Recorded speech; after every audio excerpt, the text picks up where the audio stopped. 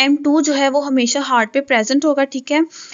मैंने आपको बताया था कि कोलिनर्जिक जो ड्रग्स हैं उनका क्या फंक्शन है, पैरासिम्पथेटिक, ठीक है। इसका दूसरा नाम है पैरासिम्पथेटोमिमेटिक्स, ठीक है। जो फंक्शन पैरासिम्पथेटिक का है वही फंक्शन कोलिनर्जिक ड्रग्स का भी है। सो ये आपने बात जहन में रखनी है। पैरासिम्पथेटिक में हमने पढ़ा था कि क्या करता है, वो हार्ट रेट को डिक्रीज कर देता है, कॉन्ट्रैक्टिलिटी को जो है वो डिक्रीज कर देता है। सो यही काम जो है यहाँ पे भी होगा, कोलिनर्जिक ड्रग्स पे यही करेंगी। वो क्या करेंगी, हार्ट रेट को डिक्रीज कर देंगी और कॉन्ट्रैक्टिलिटी को भी क्या करेंगी, डिक्रीज कर देंगी। इन दोनों को जब वो डिक्रीज करेंगी तो जो ब्लड प्रेशर है वो भी नॉर्मल हो जाएगा, लो हो जाएगा। ये क्यों होगा, मैंने आपको बताया कि अगर आपकी बॉडी में ऐसी कंडीशन हो कि आपका जो हार्ट रेट है वो बहुत ज़्यादा इंक्रीज हो, जो ब्लड प्रेशर है वो बहुत हाई हो, तो हम क्या करते हैं, कोलिनर्जिक ड्रग्स जो हैं वो देते हैं, जिससे क्या होता है, मस्करेनिक जो रिसेप्टर्स है जी इनहिबिटर कर देता है, ठीक है। जी जो है कपल्ड प्रोटीन जो है वो इनहिबिट कर देती है इसको, और उसकी वजह से क्या होता है, हार्ट रेट जो है वो डिक्रीज हो जाता है और ब्लड प्रेशर जो है वो नॉर्मल कंडीशन में आ जाता है। उसके अलावा जो थर्ड है इसका M3 मस्करेनिक M3 है, उसमें क्या होता है, ये इफेक्टस टिश्यूज में प्रेजेंट होता है, स्मूथ मसल्स में प्रेजेंट होता है, ग्लैंड्स में प्रेजेंट होता है, इंडोथीलियम में प्रेजेंट होते हैं। सो यहाँ पे जो है ये प्रेजेंट होते हैं। मेनली 3 टाइप्स की मस्करेनी की, 5 हैं टोटल, बट जो मेन है वो 3 हैं। जो M1 है उसमें वो कहाँ प्रेजेंट होती है, नर्व एंडिंग्स पे प्रेजेंट होती है। M2 जो है वो हार्ट में प्रेजेंट होती है, और M3 जो है ना वो इफेक्टर टिश्यूज में, बॉडी के और जितनी भी चीज़ें ना वहाँ पे M3 जो है ना हर जगह प्रेजेंट होती है। नर्व्स एंडिंग्स को छोड़ के, नर्व एंडिंग पे M1 प्रेजेंट होती है, हार्ट में M2 प्रेजेंट होते हैं। इनको छोड़ के ना जहाँ पे भी आप देखोगे M3 प्रेजेंट होगी। इफेक्टस टिश्यूज में, स्मूथ मसल्स में, ग्लैंड्स में, इंडोथीलियम में, हर जगह जो है ना वो M3 प्रेजेंट होती है।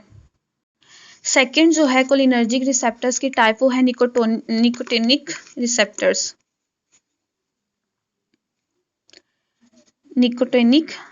निकोटिनिक रिसेप्टर्स, इनके भी कुछ इंपॉर्टेंट जो है कुछ पॉइंट्स है जो कि आपकी बुक में डिस्कस किए गए हैं। हम उनको 1 बाय 1 जो है वो डिटेल से स्टडी कर लेते हैं। फर्स्ट वही बात कि निकोटिनिक जो है वो लोकेटेड कहाँ पे है, ये लोकेटेड होती है न्यूरो मस्कुलर जंक्शन पे।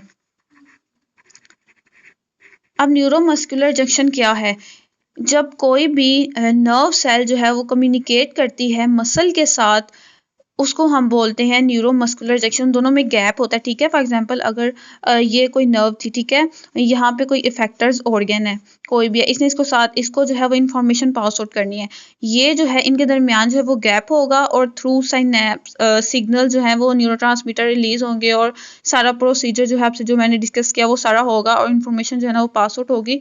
सो जहाँ पे भी नर्व्स का जो है वो नर्व का एंड हो रहा है किसी भी मसल के पास, ठीक है, किसी भी मसल इफेक्टर ऑर्गन के पास, तो उसको हम बोलते हैं न्यूरो मस्कुलर जंक्शन। वहाँ पे जो है निकोटिनिक रिसेप्टर्स प्रेजेंट होंगे। उसके अलावा जो है ये प्रेजेंट होंगे ऑटोनोमिक गैंग्लिया पे, ऑटोनोमिक गैंग्लिया, इन 2 जगह पे जो है निकोटिनिक रिसेप्टर्स प्रेजेंट होते हैं। और सेकंड जो है वो बात वो ये है कि निकोटिनिक रिसेप्टर्स स्टिमुलेट किससे होते हैं, मस्करेनिक में मैंने आपको बताया कि मस्करीन जो है उससे मस्करेनिक रिसेप्टर्स जो है वो स्टिमुलेट होते हैं। बिल्कुल सेम उसी तरह जो निकोटिनिक रिसेप्टर्स हैं ये भी स्टिमुलेट होते हैं निकोटिनिक से।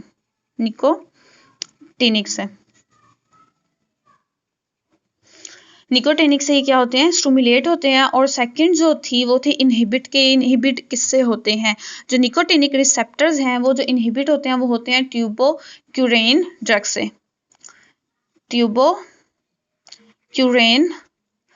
ड्रग से, ठीक है। 2 बातें हमने डिस्कस की, एक ये कि लोकेटेड कहाँ पे होता है, और सेकंड जो है ये स्टिमुलेट किससे होता है, निकोटिनिक से, और इनहिबिट किससे होता है, ट्यूबोक्यूरेन से। और थर्ड जो बात है बहुत इंपॉर्टेंट वो ये है कि वहाँ पे जी कपल्ड प्रोटीन प्रेजेंट थी, ठीक है, उसका मैकेनिज्म जो है मस्करेनी का जी कपल्ड प्रोटीन के जैसा था। यहाँ पे जो मैकेनिज्म प्रेजेंट होगा वो होगा लिगेंड गेटेड केटाइन चैनल्स। अच्छा, यहाँ पे जो है ना बहुत से बच्चों को कन्फ्यूजन होती है केटाइन में और एनाइन में। एक बहुत ही सिंपल सी जो बात मैं आपको बताती हूँ, केटाइन और एनाइन में कि कौन सा पॉजिटिव है और कौन सा नेगेटिव है। कैट में देखें, जो केटाइन है, कैट में टी कुछ इस तरह से होता है, ठीक है। तो यहाँ से आपने जहन में रखना है कि ये पॉजिटिव है, ठीक है, केटाइन पॉजिटिव है और जो एनाइन है वो नेगेटिव। तो यहाँ पे जो है जो चैनल्स प्रेजेंट होते हैं वही होते हैं जिनमें पॉजिटिव चार्ज होता है, लाइक सोडियम पोटेशियम चैनल्स, ठीक है। इसमें जो है सोडियम पोटेशियम चैनल्स ओपन होते हैं, जो हमने जो है डिपोलराइजेशन जो है हम डिस्कस कर चुके हैं, ठीक है, वो सारी जो है इसमें होती है। सोडियम और जो पोटेशियम चैनल्स हैं वो ओपन होते हैं, फिर वो सारा प्रोसीजर होता है।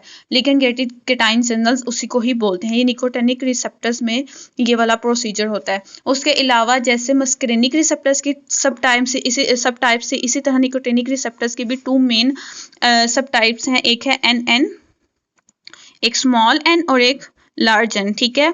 इसी तरह एक NM, NN और NM सिंपल सी है।